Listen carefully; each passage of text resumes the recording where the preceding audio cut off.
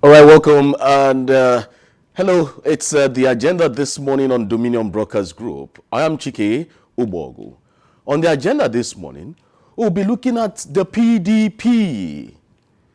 Yes, I want to x-ray the crises and probable solutions of that party this morning. Well, let's start from the Federal Capital Territory, where the Minister of the Federal Capital Territory, Nyesom Wike, has taken a swipe at Rotimi Amaechi, the former governor of Rivers State, over his recent comments on hunger, dismissing them as politically motivated. We speaking during a media chat, Wike said Amaechi could not have been hungry for food after 20 years in several political positions. Let's get to listen to Wike speaking on Amaechi. Where you were borrowing money for exit bag loans, you didn't talk about hunger. 2 years you have left office. I'm in coalition because I'm hungry. You're only hungry of power. And that shows failure on his part. How do you look at it? How do you insult Nigerians? How do you trivialize the issue of hunger or poverty? Why do you do that? You're insulting Nigerians. You joined Atiku. You joined because you are hungry. Have you not insulted Nigeria? Just that you can't stay out of power. That's the hunger. You can't stay out of power. How would a man since 1999 to 2023 we stand before Nigerians who presided over billions of naira? These are the same man who on the national television told Nigerians he doesn't like money. Meanwhile, dollar was showing. Meanwhile, dollar. You are carrying dollar. And you are telling Nigerians you don't like money. What kind of country is this? And we are listening to that. And you said it's influential. What's the influence? Let me tell you what's the influence. You know, we overrate people. We overrate people. What's the influence? He was governor 2015. He couldn't produce a successor. He couldn't give his candidate, Muhammad Buhari, come up 25%. He was a sitting minister in 2019. No president had ever moved with soldiers the way he came with soldiers. He said he produced a governor. He couldn't produce a candidate. Again, his candidate Buhari didn't make 25%. He was the DJ of campaign. Again, in 2023, he came. Okay, this time around, I'm going to support Atiku. In PDP, thank God, we did not support PDP. If I supported PDP and they won, he would have taken the glory. We said, okay, we will not support PDP. They failed. They didn't even get 10%. So what is influential? It's just because, you see, look, I thank God he's in a coalition. I want that coalition. I've told Nigeria, look, I don't like this talking. Let this coalition, let them form as a team. Let them start from home. To start moving the president to. What is that you remove? You start from their home to remove him by making sure president loses the election. How could somebody come out on national television and tell Nigerians? If we want to remove the president now, we can. Is it a military coup? The word that word removal links to dictatorship, to the military. You only use that word remove when there's a coup. I thought I would have said him out. But whichever way.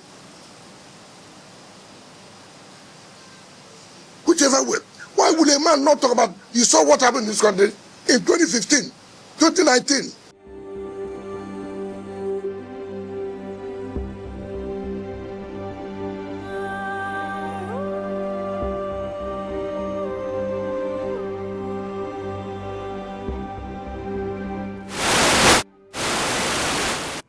All right, Nyesom Wike there vituperated against the former governor of Rivers State and former minister of transportation and the person of Rotimi Amaechi. Well, it comes the backdrop of Rotimi Amaechi celebrating his 60th birthday, saying that he's hungry as many Nigerians. Wike saying that Amaechi had been in governance, House of Assembly Speaker from 1999 to 2007, became governor, a two-term governor from 1997 to 2015, where he then became minister in 2019 and also became an aspirant, presidential aspirant of the APC in the 2023 elections. All right, let's delve straight into the PDP affairs this morning. The People's Democratic Party, that's the PDP, once the dominant force in Nigerian politics, is now fighting for its very survival. Since its crushing defeat in the 2023 general elections, the party has been plagued by internal divisions, leadership disputes, and a desperate attempt to maintain its position as Nigeria's main opposition party. Are you following me? I need you to follow this narrative this morning. At the heart of this turmoil are influential figures whose personal ambitions are grievances, yes, threaten to unravel the PDP's legacy. One of them is still Nyesom Wike, the outspoken former governor of Rivers State and now serving as minister of the Federal Capital Territory under the rival All Progressives Congress, that's the opposition party. Wike's ties to another party have sparked controversy and deepened mistrust within the PDP. Then there is Seyi Makinde, the governor of Oyo State, who has become a rising power broker within the party, funding the National Secretariat and asserting increasing control over party decisions. Alongside Seyi Makinde is the former Senate President, Bukola Saraki, who faces the uphill task of reuniting a party riddled with factions and competing interests. Let us look at the G5 factor, which is a critical part of the story. A bloc that was once seen as a formidable force within the PDP. It paraded the likes of Wike, Makinde, and former Governor Samuel Otom of Benue State, Okezie Ikpeazu of Abia State, and Ifeanyi Ugwuanyi of Enugu State. Before the 2023 elections, they all stood together, asking for one thing, demanding the resignation of the party's then national chairman, Iyorchia Ayu. And what's their aim? To ensure regional balance after Atiku Abubakar, a northerner, clinched the presidential ticket. Their unity gave them strength. And that strength gave the PDP conditional hope. Not the APC's renewed hope, but the PDP's conditional hope. But then what happened? Interesting. You see these five men, their unity did not last. Wike's decision to back APC candidate Bola Ahmed Tinubu, a move that secured him a ministerial post, shattered the G5 alliance. What was once a united front collapsed into mutual suspicion. Many within the PDP saw Wike's actions as a betrayal, a move that fractured the party further and deepened its leadership crisis. The problems didn't stop there. When you look at the fragmented opposition outside the PDP, efforts to form a broader opposition coalition in time for the 2027 elections are also faltering. The vision was very clear. Unite against the All Progressives Congress, the APC. But the PDP's internal instability has delayed strategy, especially when it comes to meetings, and it has also disrupted their plans. But instead of a united opposition, what Nigerians see is confusion, competition, and even missed opportunities. And also, now that the cycle continues, division leads to weakness. Weakness fuels more division. And the people of a strong opposition slips further away. A shadow of its former self. From 1999 to 2015, the PDP was the ruling party, synonymous with power and national leadership. Today, that legacy is in jeopardy.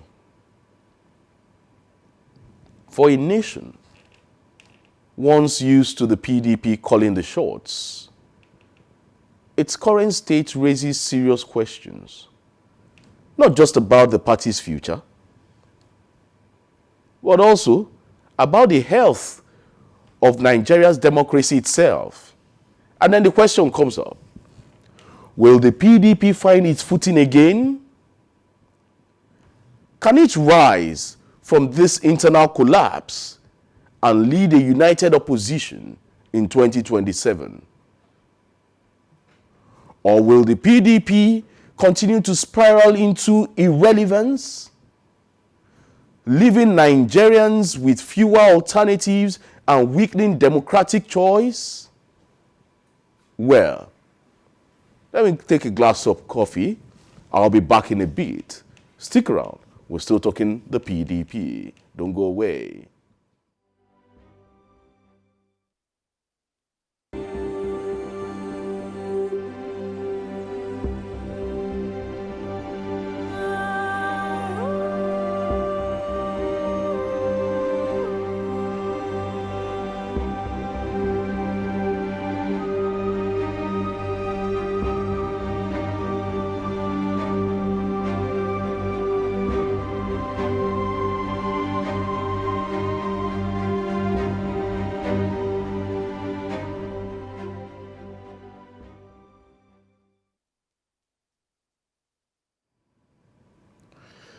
Yeah, the coffee sure tastes good.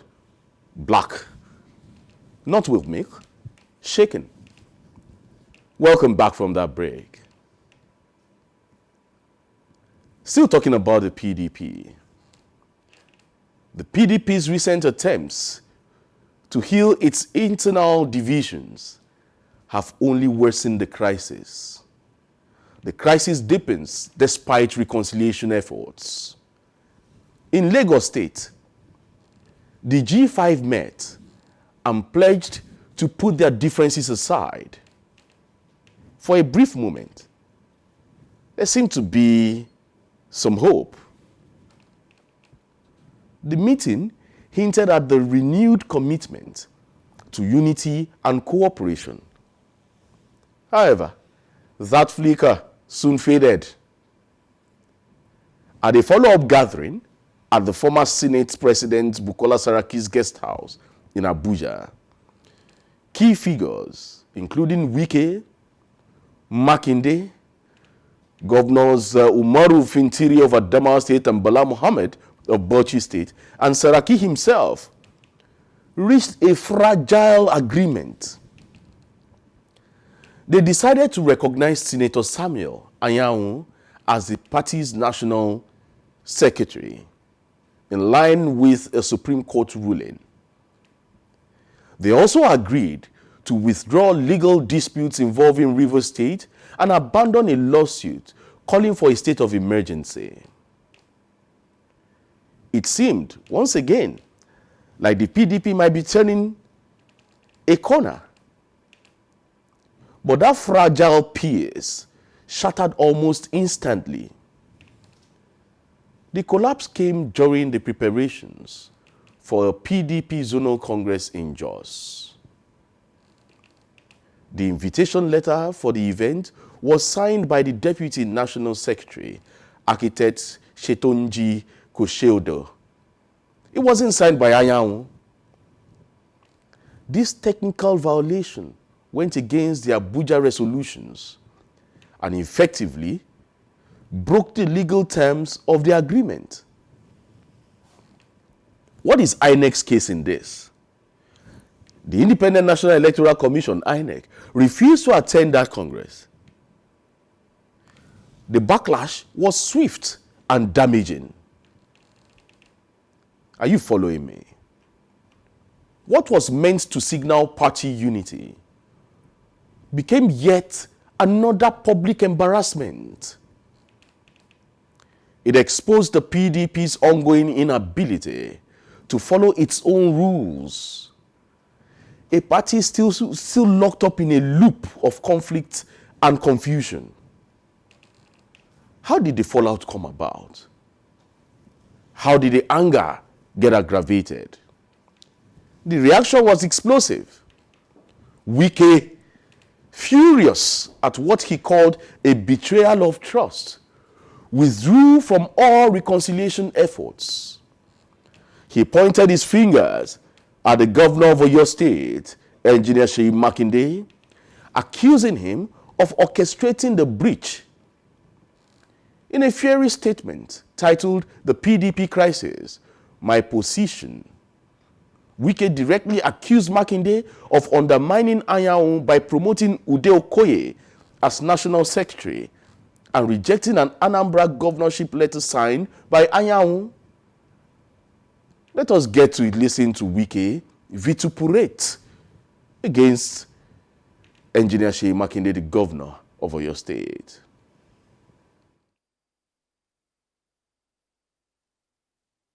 That I said that we had a meeting and we had an agreement.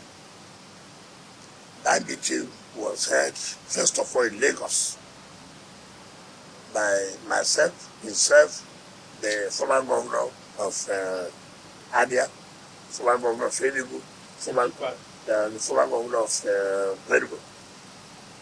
That meeting concluded and said, look, let's move on.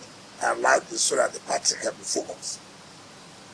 Then we came back, and there was supposed to be a meeting at the former Senate President's house, Bukola Saraki. But before that meeting, that particular date, we also met in my house in Abuja, where we reiterated that we have agreed on this, so let's move. That encouraged me to also attend the meeting in Bukola Saraki's house, and where we agreed on item. And then there was a meeting called by the Chamber of Governors Forum. In fact, Chamber of Governors, PDP Governors Forum was in that meeting, and where I was encouraged to attend the meetings. And I attended, and I met them. But it was to my dismay, and that look, what to agree is not what's come down. And by my investigation, which I said, look, you are my friend, it is not fair. We agree on something, then somehow it turns out different. What did you agree on? First of all, we all agreed that Samayan, by the Supreme Court judgment, is the secretary of the party. Let us not allow the party to have rest. You see, forget about those who will abuse you. Yesterday, did I abuse me? Did I abuse me yesterday? They didn't abuse me yesterday. So don't bother yourself about people abusing you. They will hate you. You are the one who's carrying our party. You are this and that. Why did I say that? Because most people do not know. And when you don't know, the problem is not aware. Or Why they say, oh, this happened, this happened. So it's good to let the public know. See where we are. See what happened. See what did not happen. I read what one of his boys said. Abusing me, all kind of. Did you deny what I said? That is something matter. It's not about I'm a spoiler. I am this. Those are names you can give to anybody. Deny what I said. We did not agree. We did not meet. That is the issue. You can rain curses on me, no problem. In politics, if you don't want to be abused, don't go into politics. You said something. Yes. But you did say Supreme Court ruling. Judgment, not ruling. Now, is there something of ambiguous interpretation here? A lot of people who are saying the Supreme Court is saying that the lower court does not have the jurisdiction to determine acting. See that's what no. You see, that's the problem we have. Who went to court to challenge that Samayahu is no longer the secretary? Who went to court? It is Governor Sheyi and his people and Mbada went to court at the State High Court. The State High Court said yes. By him running for the gubernatorial election in Imo State, that is due to have resigned. Samayahu went to Court of Appeal in Enugu. There was split judgment of 2-1. Samayahu went to Supreme Court. And the party also went to Supreme Court challenging that decision.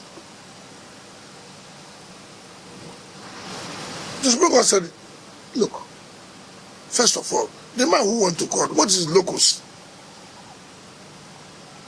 Assuming there's even a crisis, it's within the internal affairs of the party. And therefore, set aside the judgment of the Court of Appeal. When the judgment of the Court of Appeal is set aside, what does it mean? Are you going to deny me the fruit of my labor?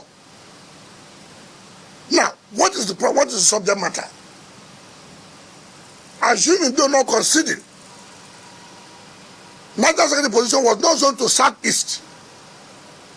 We didn't zone to southeast. It's a zone between the north and south. And the south came back to what we call Macrozoni. To say, okay, look, since secretary came here before, let it go here. But not as a party, national party, that it was zoned to the southeast. It doesn't stop anybody from vying for that position.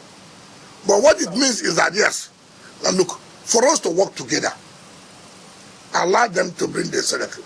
We went to the National Convention. And he was elected. Not appointed. He was elected by the National Convention. Now you now go and sit to say, oh, the Southeast has said he should no longer be secretary. Who says that? And somebody was elected in the National Convention. People just give all kinds of misinterpretation, say everything that they want to say. It's not correct. So the seat of national secretary was not ab initio zoned to the southeast? No, there's nothing that we have never zoned regional. We zone north and south. Then when they zone to south or they zone to north, like the Niger chairman was zoned to north. When the north now met, they said, okay, let it come from north central. That's how you came. Then how you came and left. Now, the deputy national chairman of the party, by the constitution of our party, should be the one acting in order not to deny that, not to deny not of their chairmanship position. It is that. Now, when the North Central came up to talk, I said, no, you cannot appoint somebody to preside over those who were elected. It must be by election. How can these people who were elected, National Working Committee, you say North Central brought somebody when it was the entire country that voted for the national chairman, even though He comes from a particular region. Now, to tell you how funny they are, they said they had a neck meeting, which is not correct. Look at the constitution of the party. Who issues notice of neck meeting? Secretary of the party. And he never issued any notice of any neck meeting. But the deputy secretary issued. How could he have? That's the point that we're making. How could he have? Under the law, the secretary is available. The secretary has not died as they want him to die. The secretary is not sick. Did you know the secretary said there's nothing like neck meeting? A committee has been set up, headed by Buka Saraki, to reconcile people. And they have said, look, they are not ready. Now, let me get you so you understand the whole scenario. How people shoot themselves. They set up a committee to go to INEC to verify, indeed, who does INEC recognize as National Secretary. INEC told them plainly, in fact, who led that committee that went on it was the governor of Enugu State.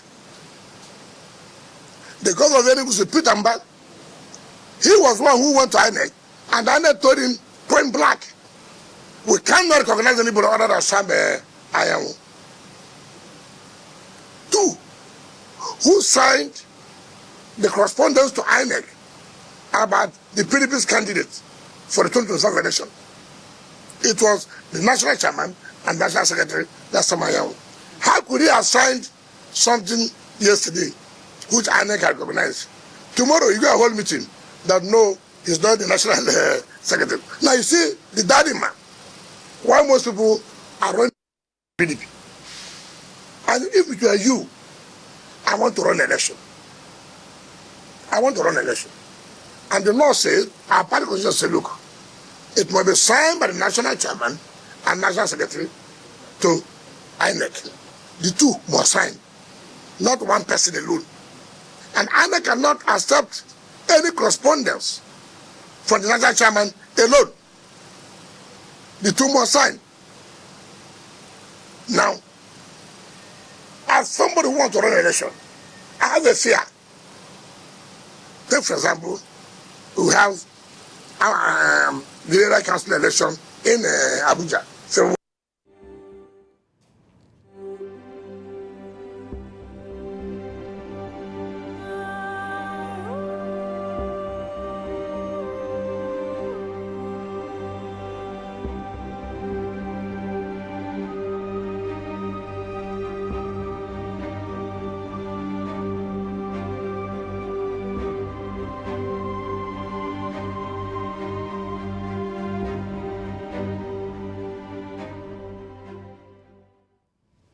All right, welcome back from there. You listen to Wike there. Wike is angry. Who will pacify Wike? What was once a strong political alliance between the two, Wike and Makinde, has now turned into a bitter rivalry. One rooted in power, loyalty, and deep personal mistrust. The G5, once a symbol of strategic strength, has become a battleground. Another loop of unity, followed by betrayal. Well, let's get to Makinde's camp. Makinde's camp has fired back in response. You know, his special advisor on federal constituency matters, Daria Deleke, accused Wike of aligning with the APC and attempting to sabotage the PDP from within. And I quote Adeleke saying, as former governor of Rivers State and now minister of the FCT, he appears to have turned governance into a personal enterprise. Nyesom Wike's recent outbursts against the PDP leadership are undemocratic and arrogant, aimed at weakening the opposition to secure President Tinubu's 2027 re-election. Governor Makinde has remained committed to the PDP, funding the party's secretariat and working to strengthen its structures. Wike's accusations are baseless and a distraction from his own alignment with the APC. The PDP is bigger than any individual, and Makinde's efforts are focused on rebuilding the party for the future, not tearing it apart. End of quote. This war of words has turned a political disagreement into a public battle for dominance, dragging the G5's legacy into the mud and weakening the PDP's credibility. Let's look at the division on display in the party. At the PDP's 99th National Executive Council meeting, it was held on Tuesday at the Legacy House in Abuja, after the party's national secretariat was sealed by the FCT administration. The divisions were impossible to ignore. Many interpreted the sealing of the secretariat as another sign of Wike's growing influence. Influence that was wielded from within the rival APC. Several party heavyweights, including former Vice President Atiku Abubakar, Wike himself, Anyanwu, Sule Lamido, and even David Mark, were all noticeably absent. Mazi Paul Ibe, Atiku's media advisor, claimed a scheduling conflict, but the absence of such prominent figures spoke volumes. Although the NEC, that's the NEC, approved plans for a national convention and announced the formation of planning and zoning committees, it postponed a decision on the core issues. Some of the core issues: the disputes over the position of the national secretary. Once again, the party found itself going into circles, meetings without resolution, promises without action. For many Nigerians, the message is clear. The PDP is under siege from within and without.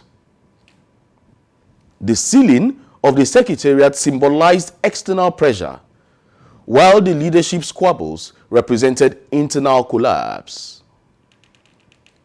It is a party caught in a vicious loop. Every step forward followed by 2 steps backward.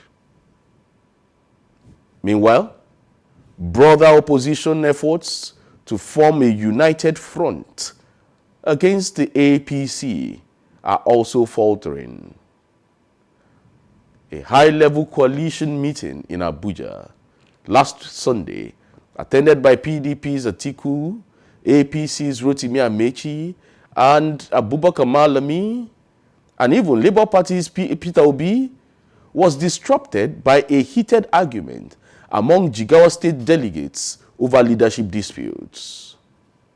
And then you see it again. Once again, chaos took center stage.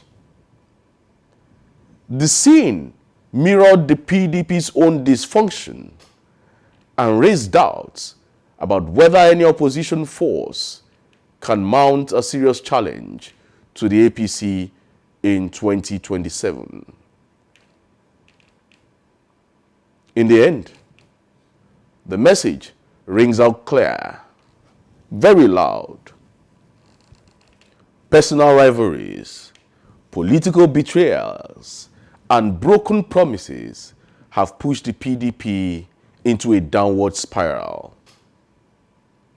And unless something changes fast by 2027, the party risks becoming irrelevant in a political landscape it once dominated.